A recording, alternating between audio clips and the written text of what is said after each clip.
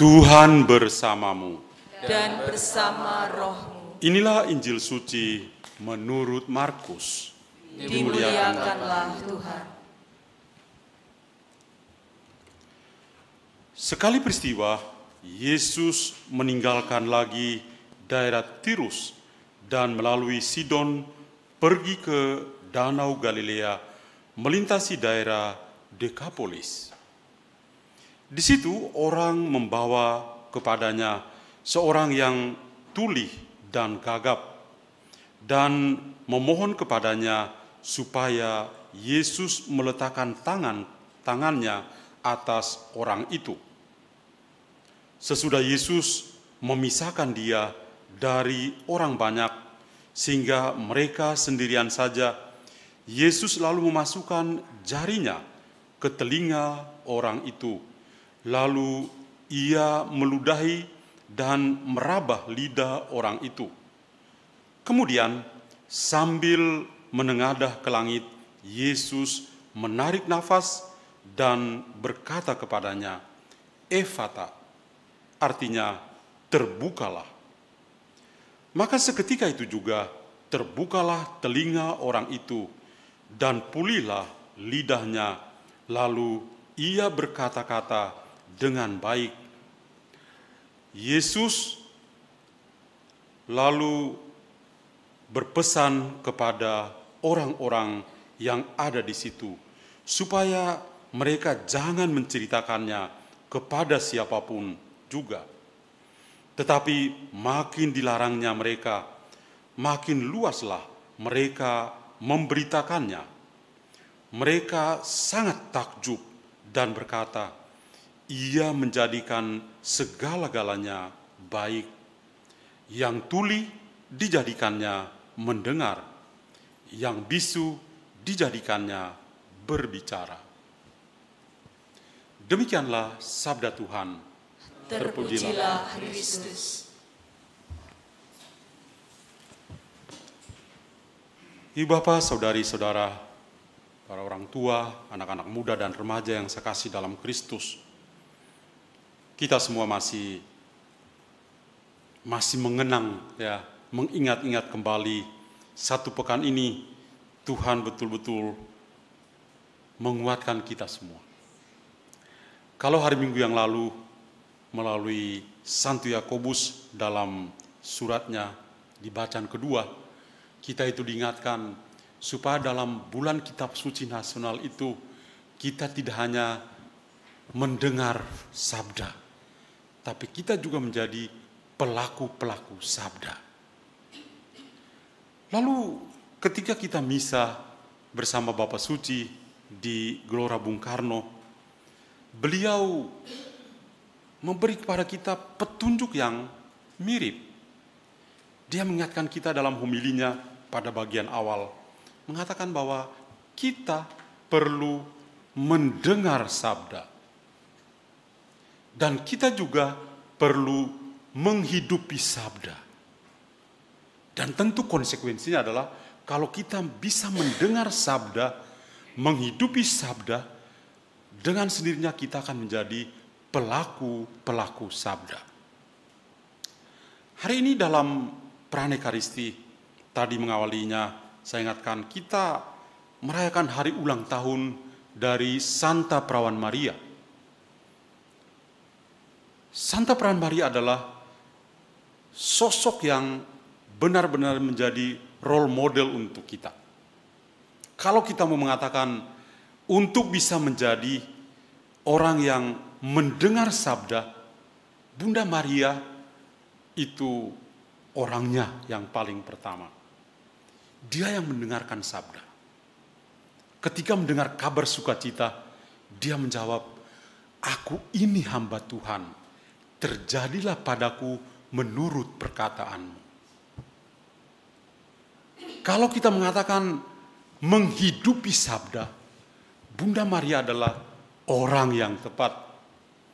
Dia yang menghidupi sabda yang menjadi daging, yaitu Yesus Kristus. Dialah yang mengandung dan melahirkannya. Kalau dikatakan sebagai pelaku sabda, Maria adalah orangnya. Ketika dia melakukan sabda dalam hidupnya, ada momen-momen yang banyak dalam Injil tentang Bunda Maria. Ketika dia coba untuk mengejawantah sabda. Dalam perkawinan di Kana, satu contoh sederhana, ketika Bunda Maria mengatakan pada Yesus, mereka kehabisan anggur. Kemudian kepada para pelayan dia mengatakan, lakukan saja apa yang dia perintahkan kepadamu. Maria coba mengejawantah sabda itu karena dia percaya sabda yang ada di depan dia itu, putranya sendiri, akan melakukan yang terbaik. Maka hari ini kita semua kembali diingatkan tentang bagaimana kita berusaha untuk menghidupi dan setelah kita mendengarkan sabda, berusaha untuk menghidupi dan menghayati atau melakukan sabda dalam kehidupan kita. Mari kita lihat misalnya dalam bacaan pertama. Nabi Yesaya memang sedang memberikan penghiburan kepada orang-orang Israel yang sedang mengalami pergumulan sendiri. Yang mereka rasakan, ada orang yang tuli, ada orang yang bisu, ada orang yang buta, ada orang yang lumpuh. Mereka-mereka ini diingatkan oleh Nabi Yesaya supaya bisa mendengar Tuhan. Kenapa? Karena Tuhan sendiri yang akan datang untuk menyembuhkan mereka. Tuhanlah yang akan datang untuk membuka telinga mereka supaya bisa mendengar. Tuhanlah yang akan membuka mata mereka supaya bisa melihat. Tuhanlah yang akan membuka mulut mereka supaya mereka tidak bisu lagi, tapi bisa berkata-kata. Tuhanlah yang akan membuat mereka bisa berjalan, bahkan tadi dalam bacaan pertama, melompat. Lalu dalam bacaan Injil, Tuhan Yesus membuatnya secara baru. Mujizat yang juga bagus. Orang tuli disembuhkan, orang gagap bukan ditertawakan, tapi disembuhkan. Contoh yang kita dengar dalam bacaan pertama dari kitab Nabi Yesaya dan juga dalam bacaan Injil sebetulnya sama-sama membantu kita untuk melihat bahwa hidup di hadirat Tuhan mestinya membuat kita semakin sadar untuk punya telinga yang bisa mendengarkan sabda, punya mulut untuk bisa mewartakan sabda, punya mata untuk melihat dengan jernih sesama yang ada di sekitar kita, punya kaki yang membuat kita bisa berjalan, berkeliling, dan berbuat baik. Hanya dengan demikian, kita bisa mewujudkan apa yang dikatakan oleh Yakobus dalam bacaan kedua, perhatian kita untuk orang-orang yang kecil. Karena kecenderungan kita adalah hanya memperhatikan orang-orang yang besar. Tapi yang kecil diabaikan. 3 bacaan yang sangat indah yang kita dengar tadi, kiranya mau mengatakan apa kepada kita. Hal yang pertama, baik Nabi Yesaya maupun Tuhan Yesus dalam Injil itu sedang mengoreksi kita. Pertama-tama mengoreksi kita. Kenapa?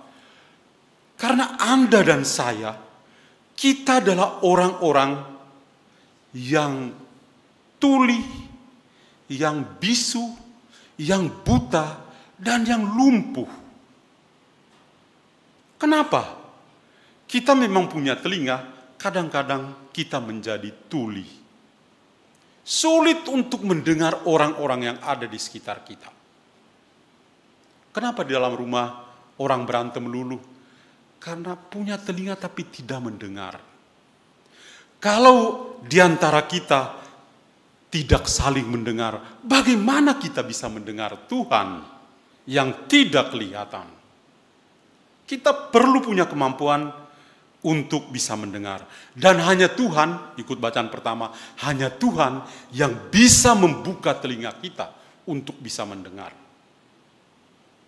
Kita juga menjadi orang-orang yang, kalau Injil mengatakan gagap, kalau bacaan pertama bisu. Entah gagap atau bisu, ada dalam diri kita. Betapa banyak kali kita menjadi gagap dan bisu.